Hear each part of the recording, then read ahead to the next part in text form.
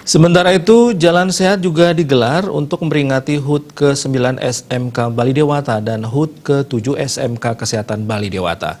Kegiatan tersebut diikuti guru, pegawai, dan siswa-siswi dari lembaga-lembaga pendidikan yang bernaung di bawah Yayasan Pendidikan Gita Asrama Mandala.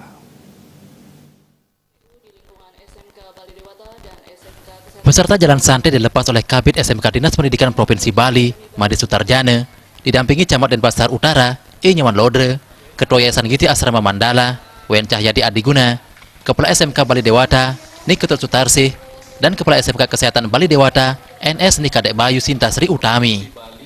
Jalan sehat bertujuan membiasakan diri menjalani pola hidup sehat, serta mengajak sekolah dan masyarakat lebih menyadari pentingnya hidup sehat dengan olahraga. Dalam kesempatan tersebut, Kabid SMK Dinas Pendidikan Provinsi Bali, Made Sutarjana menyampaikan, kegiatan ini merupakan suatu pembelajaran bagi siswa untuk menunjukkan kepedulian terhadap kesehatan dan lingkungan.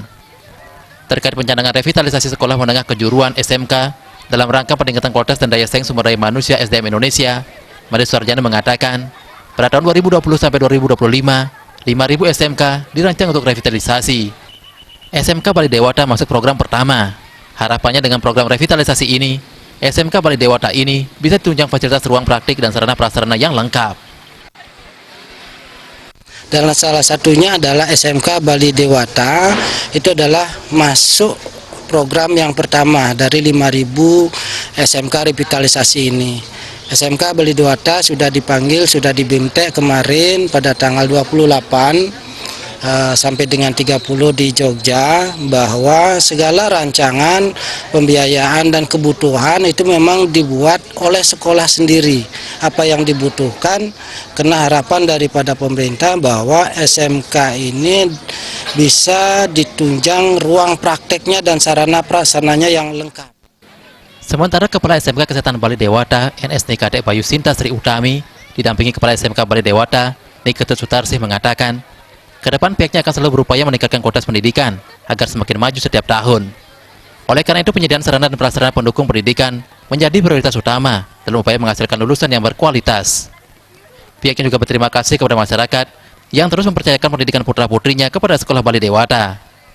Ke depan peningkatan kualitas pendidikan akan terus diupayakan, terutama peningkatan sumber daya guru yang profesional dan kompeten.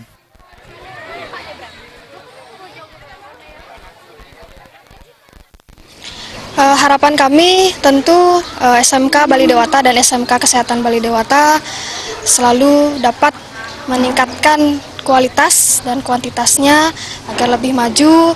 Tentu harapan kami setiap tahunnya agar meningkat dari perolehan siswa, dan kami juga terus berbenah diri dari sarana prasarana yang tadi sudah disampaikan Pak.